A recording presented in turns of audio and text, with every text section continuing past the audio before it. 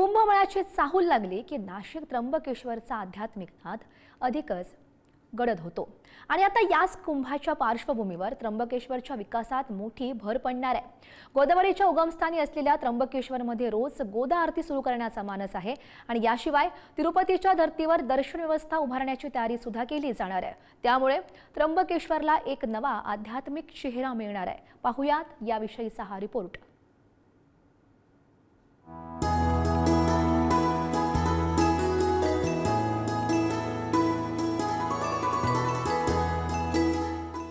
गोदावरीचा उगम 12 ज्योतिर्लिंगांपैकी एक असलेलं त्र्यंबकेश्वर मंदिर, कुंभमेळ्याचे ऐतिहासिक साक्षीदार असलेले हे तीर्थक्षेत्र आता विकासाच्या नव्या टप्प्यावर पोहोचण्याच्या तयारीत आहे। आगामी कुंभमेळ्याच्या पार्श्वभूमीवर कुशावर्त तीर्थ परिसरात दररोज गोदा आरती सुरू करण्याचा विचार प्रशासन करत आहे। नाशिकच्या रामकुंड इथं सुरू झालेल्या गोदा आरतीला मिळालेला प्रतिसाद लक्षात घेता आता त्र्यंबकेश्वरमध्येही तीच परंपरा रुजवण्याचा मानस आहे। गोदावरीच्या पवित्र उगमस्थानी होणारी रोजची आरती हे केवळ धार्मिक आकर्षण नसून आध्यात्मिक पर्यटनासाठी नवे पर्व ठरणार आहे। त्र्यंबकेश्वरमध्ये आज रोजी गोदावरी आरतीच्या जसं नाशिकमध्ये सुरुवात झाल्या, त्र्यंबकेश्वरमध्ये नाही। माणूस एकदा त्र्यंबकेश्वर मंदिरला आला की त्याच्यानंतर फारसा काही इकडे तिकडे जात नाही।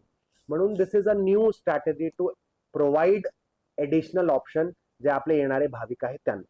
म्हणून आपण त्या ठिकाणी पुरोहित संघाचे सोबत सर्वांचे सोबत बसून चर्चा करून घाटाला सुद्धा याचे पुढे घाट तयार झाल्यानंतर त्या ठिकाणी गोदावरी प्रकट दिवस जे आपला दरवर्षी जवळपास जानेवारीमध्ये असतो, दर संध्याकाळी त्या ठिकाणी गोदावरी आरतीच्या नियोजन हे सगळे आपण आता पुढे कल्चरल प्रोग्रामिंगचा भाग म्हणून घेतोय। त्र्यंबकेश्वरमध्ये दिवसाला 50,000च्या घरात भाविक येत असल्याचा अंदाज आहे। कुंभमेळ्याच्या पार्श्वभूमीवर वाढती भाविकांची गर्दी लक्षात घेता तिरुपतीच्या धर्तीवर दर्शन व्यवस्था उभारण्याची तयारीही सुरू झाली आहे। मंदिर परिसरात विशेष दर्शन पथ तयार केला जाणार असून त्यामध्ये भाविकांसाठी हॉल उभारण्यात येणार आहे। या हॉलमध्ये बसण्याची व्यवस्था करून टप्प्याटप्प्यानं भाविकांना दर्शनासाठी सोडलं जाणार आहे। त्यामुळे गर्दी नियंत्रणात राहून दर्शन अधिक सुलभ आणि शिस्तबद्ध होणार आहे। महाराष्ट्र शासनाने कुंभमेळा विभागामार्फत एक नवीन कॉरिडॉरची संकल्पना आत्ताच आणली आहे। तिरुपती बालाजीच्या धर्तीवर वेगवेगळे कंपार्टमेंट्स करून आणि त्यामध्ये टॉयलेटची सुविधा, अल्पोपहार असेल, फॅन असेल, म्हणजे सर्व सुविधांनी युक्त असे ते कंपार्टमेंट्स असतील अशी नवीन योजना त्र्यंबकेश्वर मंदिराच्या पूर्व बाजूला करण्याचा संकल्प केला आहे। कुंभमेळा हा केवळ धार्मिक सोहळा नसून तो सांस्कृतिक आणि आर्थिक ऊर्जेचा मोठा स्रोत मानला जातो।